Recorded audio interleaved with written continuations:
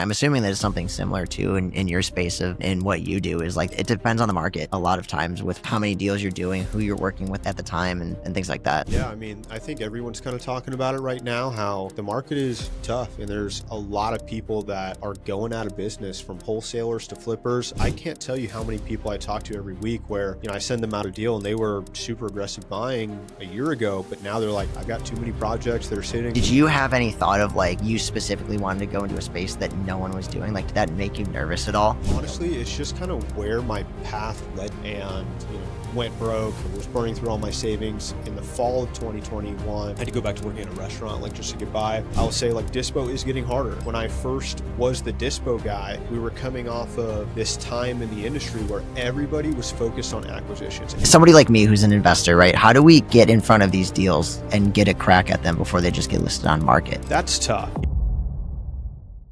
We all get the same 24 hours. So why is it that some people build so much more with them? I'm Brian Coons, and this is the Builder Nation podcast, where we talk to top performers, entrepreneurs, and visionaries to uncover the architecture of a meaningful and fulfilling life. Let's get into it. Welcome back to another episode of the Builder Nation podcast. Today, I got my boy, Alex Bradley, Dispo guy, not a wholesale guy. And we're going to get into a huge amount of different things of like why that's different.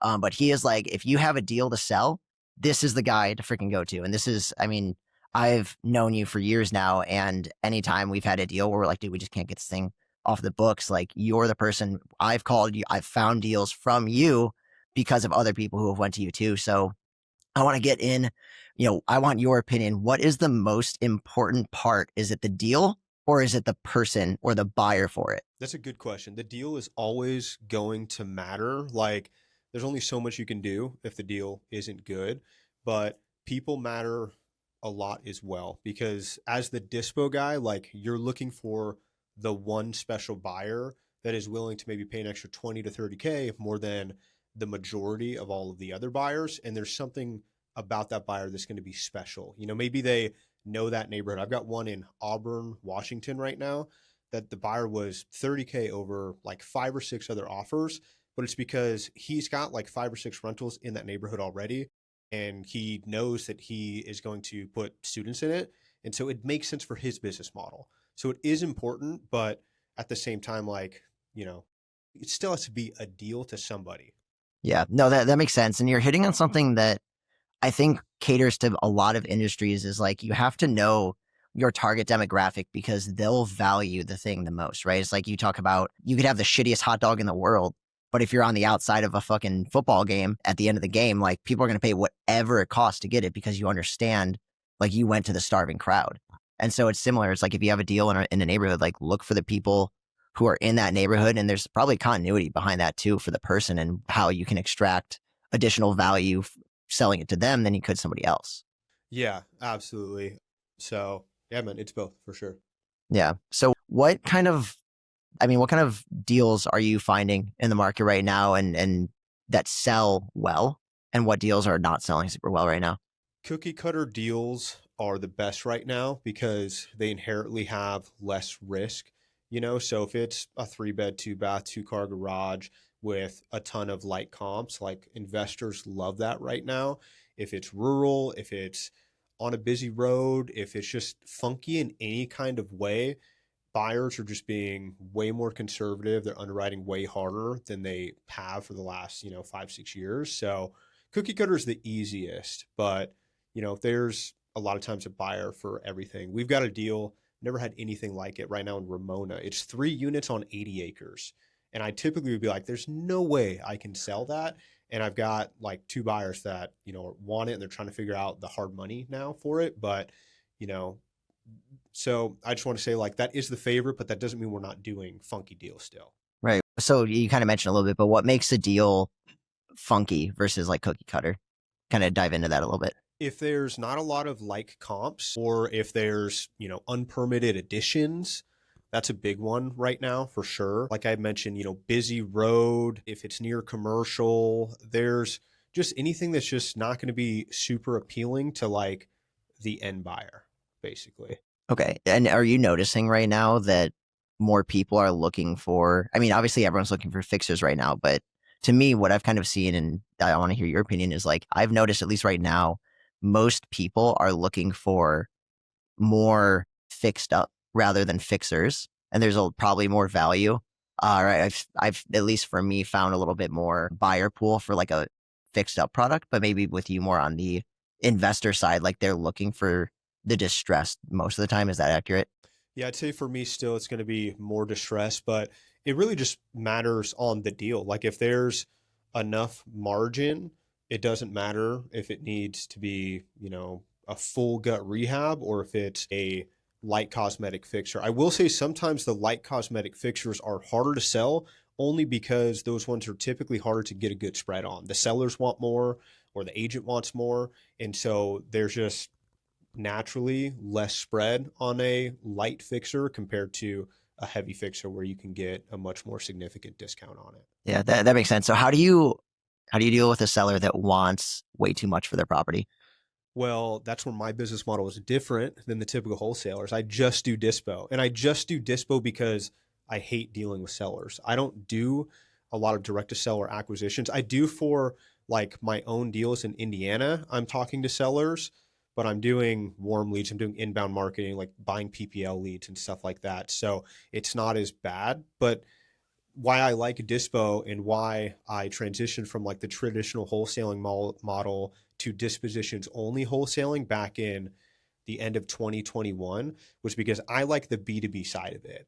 My deals are it's just all relationships or it's all numbers. Like everyone I'm talking to, they're not emotional about the deal. It's just, do the numbers make sense or not? And if not, how do we make it make sense for everybody?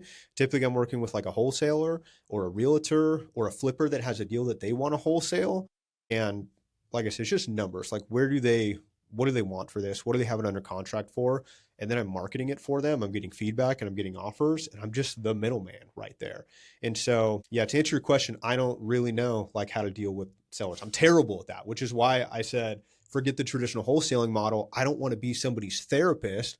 Because if you think about it, anybody that needs to wholesale their deal, like they've made bad decisions and they probably made a lot of bad decisions to get them to that position where they need to wholesale their house. And that's a tough, you know, job to have as an acquisition person because you're not only trying to negotiate a deal, you're also this person's therapist. You're probably their Uber driver. There's a lot that goes into that. So I don't know, man, it takes a special type of person to do that job. Yeah, but I mean, you're hitting on something really important where if you know that you vibe with a certain demographic, I think that people sometimes undervalue vibe. And for a lot of people like us, where it's like the math is the math makes sense. And you're putting yourself in front of the people that get that and can get value from you, where some other people, like they need the therapist. And there is absolutely a market for people to fulfill that role. But for someone like you, I mean, it's easier not easier inherently, but just it's easier to work with people that kind of get that and have the value that or need the value that you can provide. So take me through, like, how do you normally acquire clients, and then walk me through like the process working with you? Cause obviously, people may not understand the difference between wholesaling and dispo. So kind of walk me through start to finish, like how a deal works with you. Yeah, so as the dispo guy, my main role is just helping people to get buyers for their wholesale deals. And, my whole pitch is like, hey, let me market your deal and I will let you know what offers I'm able to get and what feedback I'm able to get. A lot of times, especially in this market, people are having to get reductions. So it's super helpful to get as many eyeballs on that deal as possible so that they know if they need to get a reduction, exactly where they need to get that property reduced to so that they can move it. And with the feedback that I can give them from buyers that we've sent to walk the property, they can use whatever feedback we're getting from the buyer as, ammunition or justification of like why they need that reduction. Maybe it's something that they didn't catch when they were locking it up over the phone. So that's what I do. The way that I get deals, honestly, I've been the dispo guy since like the end of 2021. And I just started posting like all of my deals on my Instagram stories. Not even all of them, but like just weekly. I was pretty consistent of just like posting deals that I had available. I'm constantly talking to other wholesalers and buyers. And, they ask me a lot of the question is always like, from buyers, what's the seller situation on this one? I'm like, I have no idea. I'm not the acquisition guy. We've got another guy for that. I just talk to buyers. I just do dispo.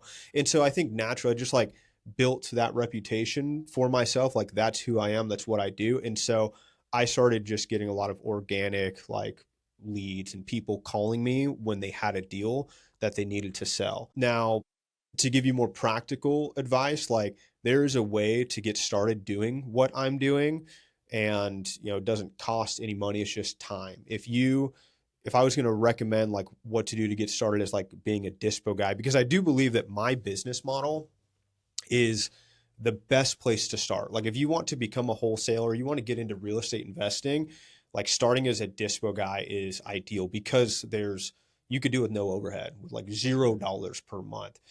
If you spend the first half of your day just getting added to other wholesalers' buyers lists, and then spend the other half of your day connecting with buyers and building out your own buyers list, then you do that for a few weeks and just really focus on those two things, and you can run a business the way that I do. And what I would say is, go on Facebook. That's probably the number one place for both of these things. There's a wholesaling group for every major city in the country. There's probably 50 of them. If you just look up wholesaling San Diego on Facebook, there's going to be so many groups, and you can do that for any city and connect with a bunch of wholesalers, get added to their buyers list. And what's nice about that is, they email out their deals, they text their deals. So it's like every morning you can have a whole list of inventory of new wholesale deals that people are trying to find buyers for. And then you build your buyers list. And there's a couple different strategies. You go the shotgun approach, where you're just adding as many buyers as possible, or you could go the sniper approach, where maybe you focus on 2 or 3 buyers and finding specific deals for those 2 or 3 buyers. I think both work, and I think you can do a combination of both. I do both for sure.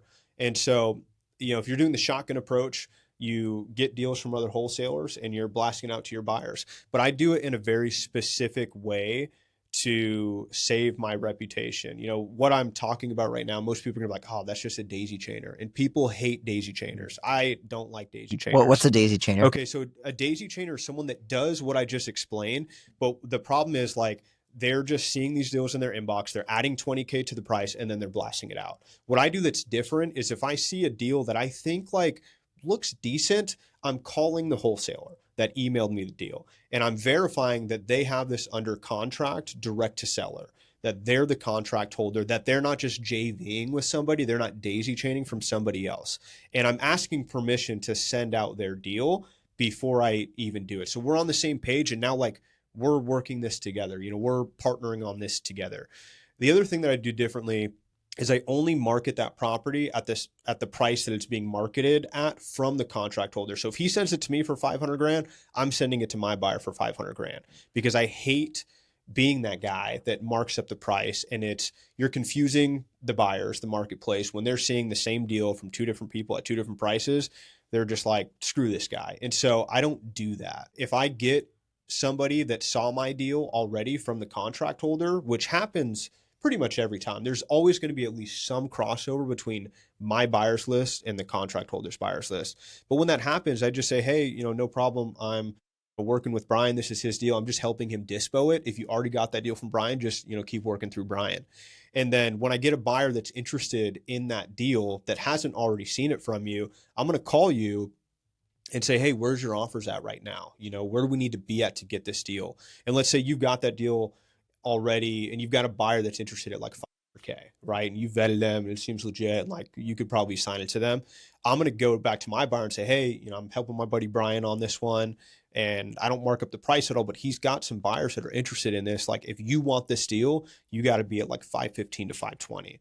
That way I can net you like an extra 5K or so more than your current best offer. And then I'm going to get that 10 to 15K spread in the middle. So that's how I'm able to mark up these deals, but not piss everybody off like during the process.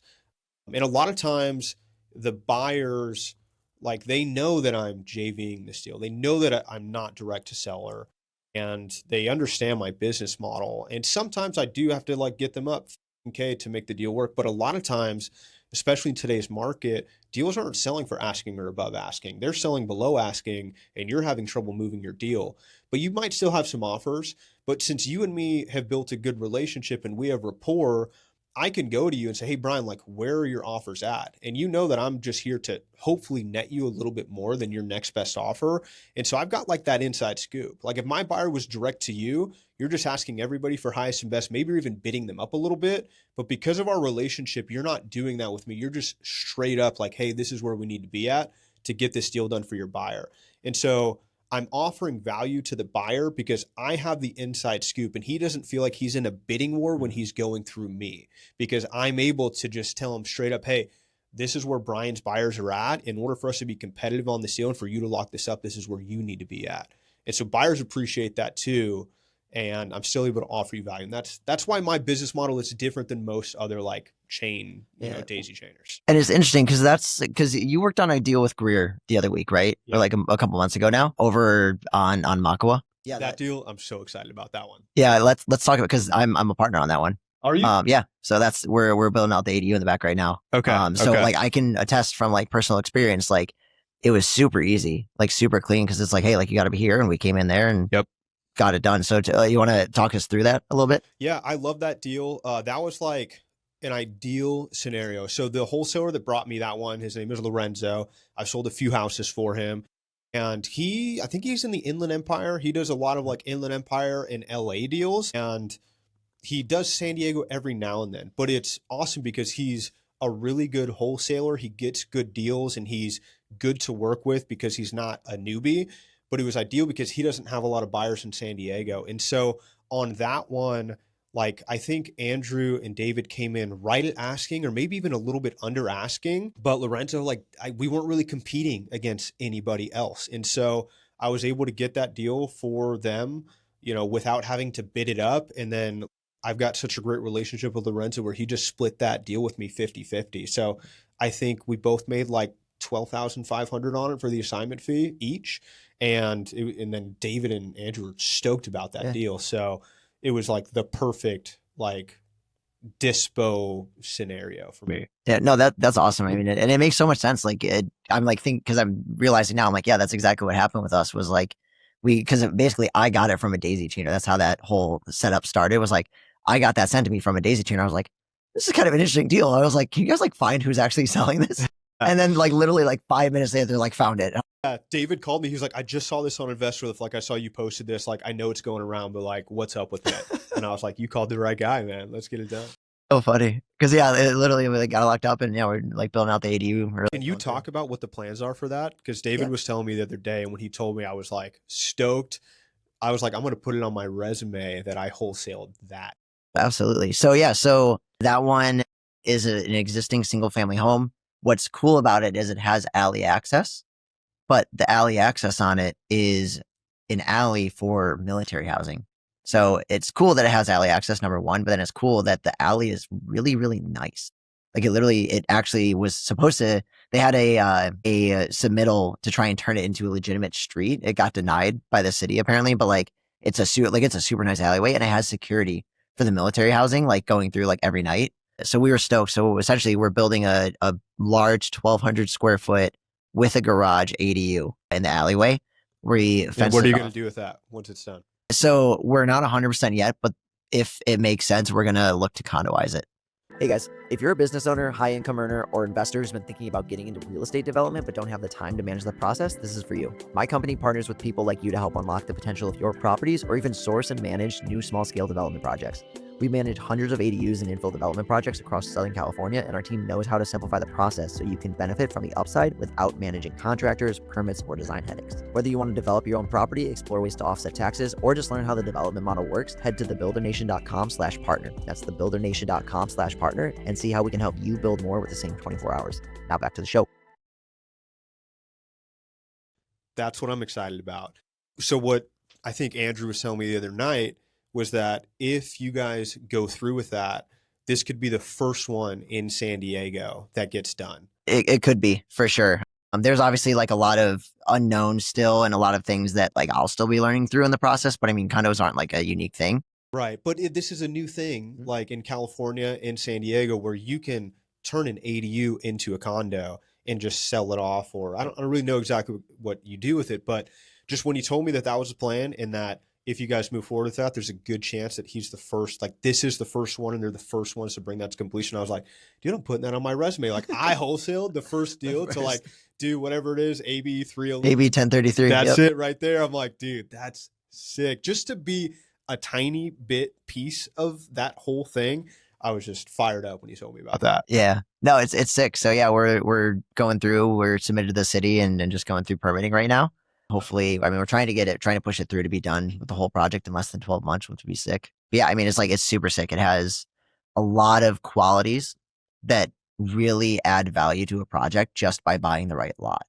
And that was, I think, why we were so excited for this deal, was because it had so many things like alley access. It was a quiet street. There was tons of street parking. The house was decently small, so we had a lot of room to play with in the back. We had a lot of different options there. So yeah, we ended up just deciding on a large 1,200 square foot with a garage, and it's something that I've never even built before. I love that. I love that. With so many people wanting to add skyscrapers to backyards, like it's good to see that you can still do a deal with just, maybe doing something like that that fits the neighborhood. It's awesome. Yeah, no, it's definitely, I'm realizing that building stuff that doesn't piss off neighbors is actually probably how you'll make the most money.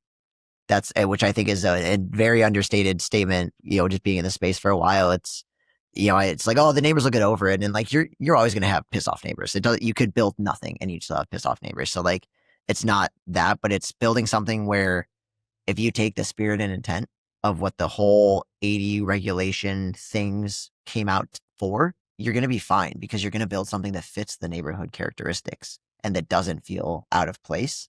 Where it's when you build something out of place, yeah, sure, maybe you make a little bit of money, but long term, it's just not going to fit in the area. And cash flows, I mean, they could be fine, but you're just going to have a really high turnover. Yeah, it's just overall like building a good product is what I'm learning is really the thing that makes a difference. That's awesome to just like hear that mindset from somebody that's in the niche of the industry that you're in. Cause yeah, you don't see a lot of that. So yeah, I was getting that same vibe from Andrew and David at their cheat codes event just last week. And I'm like, all right, we got some like legit people in the industry that don't want to just, build skyscrapers in everybody's backyard. Awesome. Yeah. And I mean, it's a process too, because I've went through those phases, right? Yeah. And I think that the issue is that when City of San Diego came out with this bonus ADU program, everyone could now be a dense multifamily residential developer. Yeah. They made it a little too good. Huh? Yeah. They made it too easy. And I think a lot of people, the easiest place to start, or the easiest place to say, look at this deal, look how good it is on a spreadsheet. So it's very easy to make the numbers on a spreadsheet look really good. I tell people all the time, like, give me 30 seconds in a spreadsheet and I'll make you $1 million. It's not that complicated. The real sauce is like, hey, look at this deal that I did, and we're going to base this next project off of the learning lessons of this one. That's how you make a good deal. The issue is that so many people in such a short period of time, only on the first part, they had the spreadsheet.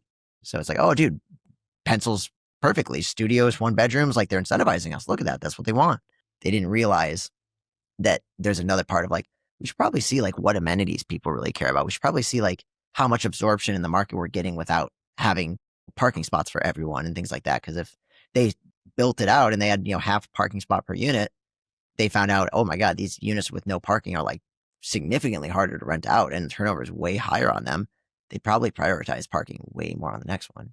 So it tends to, yeah, I mean, it shifts with the market. I'm assuming that it's something similar too in your space in what you do is like it depends on the market a lot of times with how many deals you're doing, who you're working at the time and things like that. So, yeah, I mean, I think everyone's kind of talking about it right now, how the market is tough and there's a lot of people that are going out of business, from wholesalers to flippers. I can't tell you how many people I talk to every week where, I send them out a deal and they were super aggressive buying a year ago, but now they're like, I've got too many projects that are sitting. I need to wait for these to like sell. Like they're listed, they're flipped, but they're waiting to buy something until these things sell. That was unheard of, when I first really started doing this in 2021 and 2022. And now it's like 50% of the people I talk to, they're on pause or they're just not buying anymore. So it's totally different. And you gotta be able to adjust to, what makes sense today. Why do you think deals are sitting on the market so long right now? Oh man, there's so many things that I think that go into. I think affordability is the biggest one. People, can't afford to buy a house, and I think there's also a lot of just people that are nervous about what's going to happen, like the retail buyer, the end buyer, even the ones that can't afford the house. I'm sure there's a lot of people just sitting on the fence because now more than ever, they're like, what is going to happen in the next couple of years?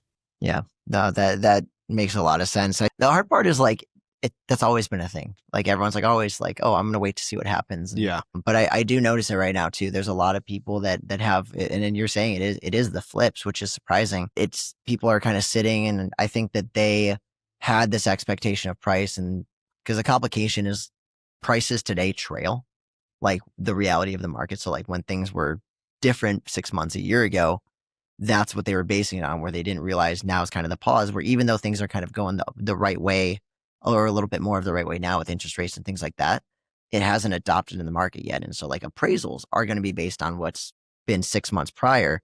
And so it's this kind of like this hamster wheel where you kind of have to know to time the market, not time the market, but kind of have to predict the market a little bit and adjust for it. Otherwise you're going to be sitting there for a while and the capital's going to be stuck. And I'm seeing a lot of flippers. Like if I send them, I could send them 3 comps from the last 3 to 6 months, and that's not the ARV anymore. They're taking 5% off of that because they're expecting the market to just be slowing down. Their hold time's going to be longer, and potentially the ARV is going to be lower versus like 2021, 2022, 2023, besides like a couple little blips here and there. Someone saw a house sell for 700. They're like, oh, I'll sell for 800. You know what I mean? Like it's just a complete 180 of a mindset shift of like how buyers are running their numbers today. That makes a lot of sense. It's something too, like something I would love to talk a little bit about is, obviously you spoke a little bit about why you like some of these buyers, the business people, but like, did you have any thought of like you specifically wanted to go into a space that no one was doing? Like, did that make you nervous at all? Or how did you like make that decision to go into what I would call like a blue ocean of? Honestly, it's just kind of where my path led me. I started wholesaling in 2019. It was a side hustle for the first 2 years, 2019, 2020. I was still like working full time W-2, and I did pretty good in both of those years. And then at the end of 2020, I went full time, and I just blew up in 2021 and I failed. And in 2019 and 2020, I was running Facebook ads and that was working really well for me. And then at the end of 2020, something shifted and that just like wasn't working as well. And so I had to switch up my marketing, and I was doing more outbound, like cold calling and that kind of thing, and using VAs. And that's when I realized I hated acquisitions. And my business completely failed in 2021, went broke, was burning through all my savings. In the fall of 2021, I had to go back to working in a restaurant, like just to get by. The summer prior, summer 2020, I think, my wife got licensed and she was crushing it as an agent. And so when I realized like I was not selling deals and I was like burning through savings, I was trying to figure out like what's going to be my next move. And originally my plan was to get my license, do some retail stuff, build back the reserves, and then somehow try again to like do the traditional wholesaling model. And then at the end of that year, I connected with a guy that had a wholesaling company in Temecula. We were in a mastermind together previously, and he had a pretty solid wholesale operation running, and he was doing acquisitions. His wife was the TC, and they needed a dispo person. And so he brought me in to do dispo for them, and I ran all of their dispos, just the three of us. And it went really well that first year. We did like $1.5 million in assignment fees, and it was great. Deals were just flying off the shelf. It was a really, really good time to be a wholesaler and to be the dispo guy, because I would send out a deal and my phone would just blow up with people ready to like submit offers, sight unseen, fully non-refundable EMD, way over asking. It was so nice. I'm glad it happened that way because it built up a lot of my confidence, you know what I mean? And just, it was a good time to get those reps in. And so, yeah, I was rocking and rolling with them for about a year and a half. And then March or April 2023, we went our separate ways. At first, I was like trying to figure out another wholesaling company that I could just go and do dispo with. And I had a couple opportunities, but just I didn't love like the commission structure and everything like that. And so something just clicked and I was like, why am I holding myself to doing dispo exclusively for like one person or the other when I could do exactly what I'm doing and just be kind of a free agent and be able to help you with your deal or him with his deal or her with her deal. And it just naturally became a thing. And I built up enough relationships. And like I said, just started having people reach out to me asking for help moving their deals. And it just kind of became what it is. Yeah. No, that's awesome. And so, like, somebody like me who's an investor, right? How do we get to the people like you and get in front of these deals and get a crack at them before they just get listed on market? That's tough. One of the downsides or like cons of being a dispo only guy is that I'm not the final decision maker. My job is to get as many eyeballs on these deals as possible, to get as much feedback as I can, and to get as many offers as I can for the contract holder. So one of the downsides is like most of the time I can't just do first come first serve, and I can't just send it to like this one buyer and like lock them in. So like I said, kind of the value that I offer to buyers is, these deals that are going highest and best and they're getting bidded on the contract holder side. I'm able to give my buyer the inside scoop on what's going on and what they're competing against. But it is tough for me to just like, hey, this is my VIP list and like you're the only person I'm sending it to. And I am starting to build that out. And I do have specific buyers for specific type of deals. If it's a ADU or like new development deal, like I definitely have a very small list of like people that I'm going to try and get that deal done for. If I've got something in Ramona, like now I've got a few people that I know just will buy out there. But if you're like a typical, you want that cookie cutter fix and flip, everybody wants that. And that's a tough one for me as the dispo guy to just be like, here you go. Yeah. Well, it's you're hitting on something really important is like have a buy box, a very clearly defined buy box, an area, a price point, a value add component to it, specific with garage, without garage, alley access, whatever. And this is what I found is like the more specific I can get of like, I like this area, this type of product, this price range, people will call me because they're like, I'm the person they think of when they think of that type of deal. Yeah, absolutely. I think that's key. The more you can niche down and make it easy for me to like know when I see something, I think about you, the more chance that you'll have of like getting those opportunities. Yeah, no, that's a really good point of it, or a really good part of it. So I guess moving forward, how like what do you see moving forward in 2026 of how we're finding, how to really find decent deals? Find good wholesalers. It's tough because you got to find this balance between like a wholesaler that knows what they're doing and they're like I look for wholesalers that have some professionalism to them. There's a lot of people in the wholesaling industry that it's like, I hate to say it, but if they weren't wholesaling, they'd be like slanging something else. You know what I mean? And I just try not, it's just everything is always a mess. And so I try to just find people that are professional. You can have a conversation with them and like they have a good common sense to them. But it's tough to find the wholesalers that have all of those things, but don't already have like a really, really, built out dispo process themselves. I'll say like dispo is getting harder. When I first was the dispo guy, we were coming off of this time in the industry where everybody was focused on acquisitions. Every training course, every coaching program was all about acquisitions and how do you build out your acquisitions team to have the absolute best salespeople to lock up deals. Because during that time, dispo was easy. You send out a deal and you just have buyers knocking on your door. And the last year and a half or so, people realize that they have this hole in their business and that dispo is harder and you need a dispo team.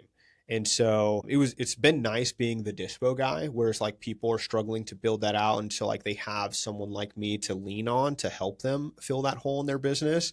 But it's getting harder because, now we've had a year and a half, almost 2 years of people realizing that. So a lot of these wholesalers have built out their dispositions, part of their business. And they're even like doing a lot of what I'm doing where they're focused on a lot of JV deals and they built out this dispo thing for their own business, but they're also using that, JV with other people and just monetize that part of their business now. So it is tougher to be a dispo guy than it was, but that's just the business. That's the industry. Everything is harder, right? So I think the sniper approach really helps with that. If you're going to meetups or you're, networking, like even if you're an agent, like a lot of agents I talk to, they are doing open houses and they just are connecting with investors that aren't going to be on the typical wholesale buyer list. They're a doctor or a chiropractor or just somebody that's like has a high paying W-2 and they buy a couple rentals or they do a couple flips every year. And, they don't need as high of a margin because this isn't their job. Their job isn't flipping. Their job is whatever else they do. And this is just icing on the cake, or this is a tax write-off for them. So I think the sniper approach and like finding those special buyers is a great place to start. And then what you're doing, like I said earlier, you build up your inventory by getting added to people's buyers list. So every morning you open up your email or you open up your text messages and you have a bunch of deals that you can look at. And if you are taking that sniper approach and you have that buyer that is looking for that 1 or 2 deals a year, hopefully you have 3 of those people, right? Or more, but still a small list. And you're going through your deals that other wholesalers sent to you, and you know exactly what that guy's buy box is. And you're looking specifically for deals that match what he's doing. So then when you call that wholesaler, you say, hey, I've got this one buyer that like is really looking for deals like this. I think this might make sense for him. Can I send it over to him? And then it goes back to what I said earlier, was you're just the middle, and you're trying to figure out what can your buyer do, what makes sense for the wholesaler, where can they be at on price, and how can you make, a 10, 15, 20K fee in the middle there. That's awesome, man. This has been really good information. If people want to get in touch with you, if they have a deal they want help dispoing, or any way they can add value to you, what's the best way to get in contact? Probably just the Instagram DMs. Okay, what's your Instagram? It's Alex_Dadley, Dadley. Nice. Yeah. Sick, man. Well, I appreciate you coming on, dropping all the game. Yeah, absolutely. Thanks for having me. We will see you guys in the next episode. That's it for this episode of the Build a Nation podcast. If it gave you something to think about, hit subscribe, leave a review, and share it with someone who's leveling up. Until next time, keep building.